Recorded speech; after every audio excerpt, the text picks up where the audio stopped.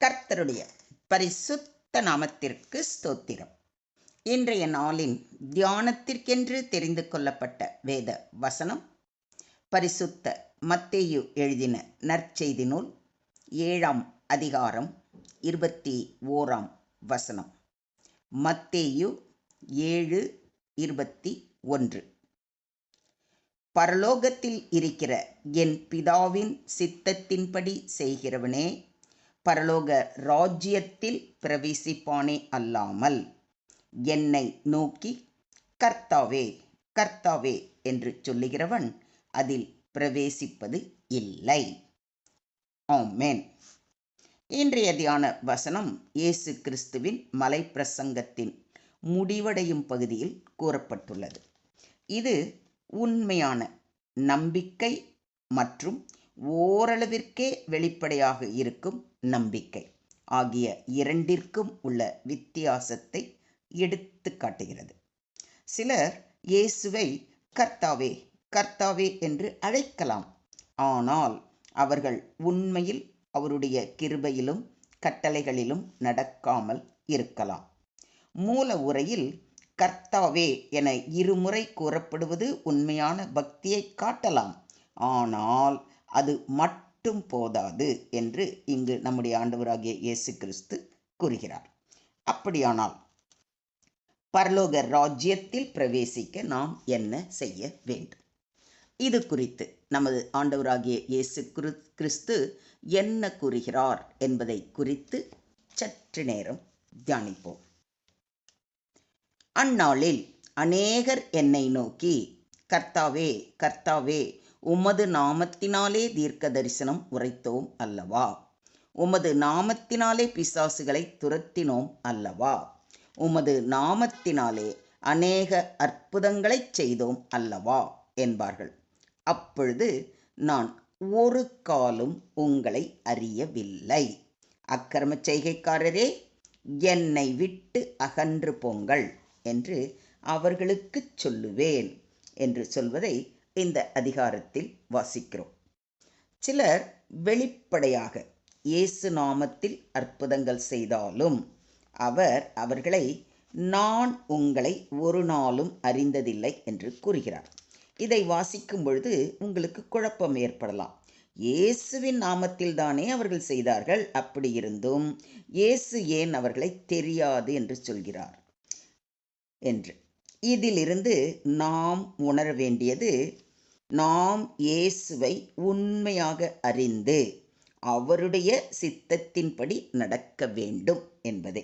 வெளிப்புற அடையாளங்கள் தேவனிடம் ஒன்றும் உதவாது. நெஞ்சார்ந்த கீழ்ப்படிதல் தான் முக்கியமானதாய் இயேசு கூறும் செய்தி, பிதாவின் சித்தத்தின்படி செய்கிறவன் என்பதே உண்மையான விசுவாசியை வெளிப்படுத்தும். சிலர் இயேசுவுக்காக தீர்க்க தரிசனம் கூறியதாக, அற்புதங்கள் செய்ததாக கூறினார்கள். ஆனால் இயேசு அவர்களை மறுத்தார். இதன் மூலம் வெளிப்படையான அடையாளங்களுக்காக அல்ல, பரிசுத்தமான வாழ்க்கைக்கும் கடவுளின் சித்தத்தின்படியே நடப்பதற்கும் முக்கியத்துவம் கொடுக்கப்பட வேண்டியது வெளிப்படுகிறது. சொல் மட்டும் போதாது, செயல்பாடு முக்கியம்.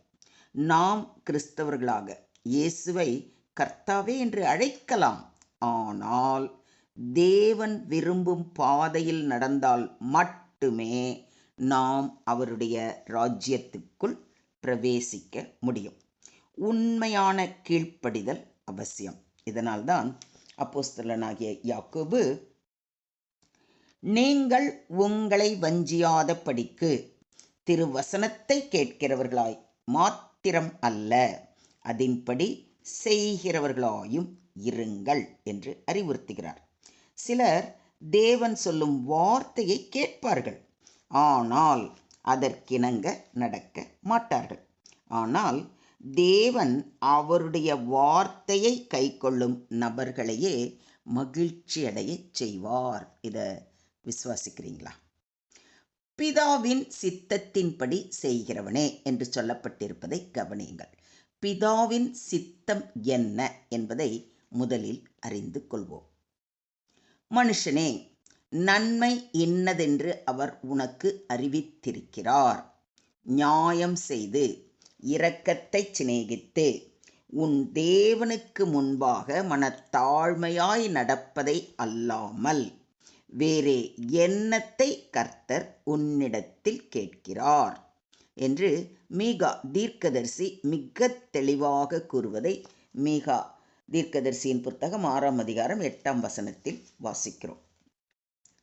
தேவனுடைய பிள்ளைகளாகிய நமக்கு நன்மை எது, தீமை எது என்பதை அவரது வசனங்களின் மூலம் நமக்கு தெளிவாக அறிவித்திருக்கிறார். அதை அறிவித்த பின் அவருடைய பிள்ளைகளாகிய நாம் எப்படி இருக்க வேண்டும் என்பதையும் பற்பல வசனங்கள் மூலம் போதித்திருக்கிறார். அவர் நம்மிடத்தில் எதிர்பார்ப்பது நியாயமாக நடந்து நீதி நேர்மையுடன் செயல்பட வேண்டும். அனைவர் மீதும் இரக்கத்துடனும் கனிவுடனும் அன்பு செலுத்த வேண்டும். தேவனுக்கு முன்பாக மனத்தாழ்மையுடன் அவருடைய வார்த்தைக்கு செவி கொடுத்து அதன்படி நடக்க வேண்டும். இதுதானே அவர் விருப்பம். நம்முடைய பிள்ளைகள் இப்படித்தான் இருக்க வேண்டும் என்று நாம் ஒரு வரையறுத்து பிள்ளைகள் அப்படியே நடக்க வேண்டும் என்று உலக பிரகாரமான பெற்றோர்களாகிய நாம் விரும்புகிறோம் இல்லைங்களா? அதே போல தான் நம்முடைய பரம தகப்பன் அவருடைய பிள்ளைகள் இப்படித்தான் இருக்க வேண்டும் என்று எதிர்பார்ப்பது எவ்வளவு நிச்சயம். யோசிச்சு பாருங்க. நம்ம என்ன பண்ணுறோம்? நம்ம பிள்ளைங்கன்னா இப்படித்தான் இருக்கணும், இதை தான் செய்யணும், இதை செய்யக்கூடாது அப்படின்னு சில கட்டுப்பாடுகளை விதிக்கிறோம். அப்படி செய்கிற பிள்ளைங்களை தான் நம்ம என்ன பண்ணுறோம்? வா, உனக்கு என்ன வேணும் சொல்லு, நீ என் செல்ல பிள்ளை, நான் சொல் பேச்செல்லாம் கேட்குறேன் அப்படின்னு நம்ம அவங்களுக்கு தேவையானதெல்லாம் செய்கிறோம் இல்லைங்களா? அதே தானே நம்முடைய பரம தகப்பனும். அவர் ஏற்கனவே தெளிவாக எழுதி வச்சிருக்கிறார், எது எது எனக்கு பிடித்தமானது, இதைத்தான் நீங்கள் செய்யணும் அப்படின்ட்டு. அப்படி செய்தால்தானே நாம் அவருடைய பிள்ளைகளாக இருப்போம். அவர் விரும்பும் வண்ணம் வாழ்ந்தால் மட்டுமே அவருடைய ராஜ்யத்திற்குள் அவருடைய பிள்ளைகளாக உரிமையோடு நுழைய முடியும்.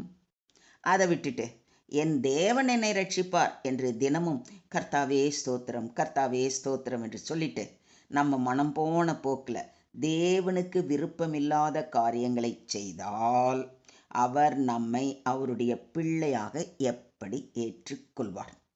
எப்படி நம்மால் அவருடைய ராஜ்யத்திற்குள் எந்த உரிமையில் பிரவேசிக்க முடியும்? யோசிச்சு பாருங்க.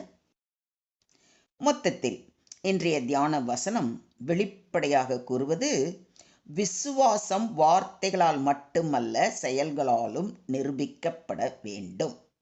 ஒருவருடைய இருதயமும் நடத்தையும் தேவனுக்கு பிரியமானதாக இருக்க வேண்டும். பரலோக ராஜ்யத்தில் நுழைய தேவனுடைய சித்தத்தின்படி நடப்பதே முக்கியம். இயேசுவை நாம் உண்மையாக அறிந்தால் அவருடைய கட்டளைகளை கைக்கொள்ளும் இயல்பும் நம்மிடம் வரும். வெறும் கர்த்தாவே கர்த்தாவே என்று சொல்லிவிட்டு அவருடைய வழியில் நடக்காமல் இருப்பது போலியான விசுவாசம் ஆகும். மொத்தத்தில் இன்றைய தியான வசனம் மூலம் நாம் கற்றுக்கொள்ளும் பாடம், வெறும் வார்த்தைகள் போதாது, உண்மையான கீழ்ப்படிதல் தேவையானது. இயேசுவின் வழியில் நடக்க வேண்டும். நாம் செய்ய வேண்டியது பிதாவின் சித்தத்தின்படி நடப்பது, இயேசுவின் கட்டளைகளை கைக்கொள்வது, நம்முடைய செயல்களில் விசுவாசத்தையும் நம்பிக்கையையும் காட்டுதல். இவை மூன்றையும் நாம் உண்மையும் உத்தமமாக கடைப்பிடித்தால் நிச்சயம் பரலோக ராஜ்யத்திற்குள் அவருடைய பிள்ளைகளாக உரிமையோடு பிரவேசிக்க முடியும். இதையும் விசுவாசிக்கிறீங்களா? தேவன் தாமே நமக்கு இந்த ஞானத்தையும் பலத்தையும் சுகத்தையும் தந்து ஆசிர்வதிப்பாராக. தேவனுக்கே மகிமை உண்டாவதாக. ஆமென், ஆமென், ஆமென்.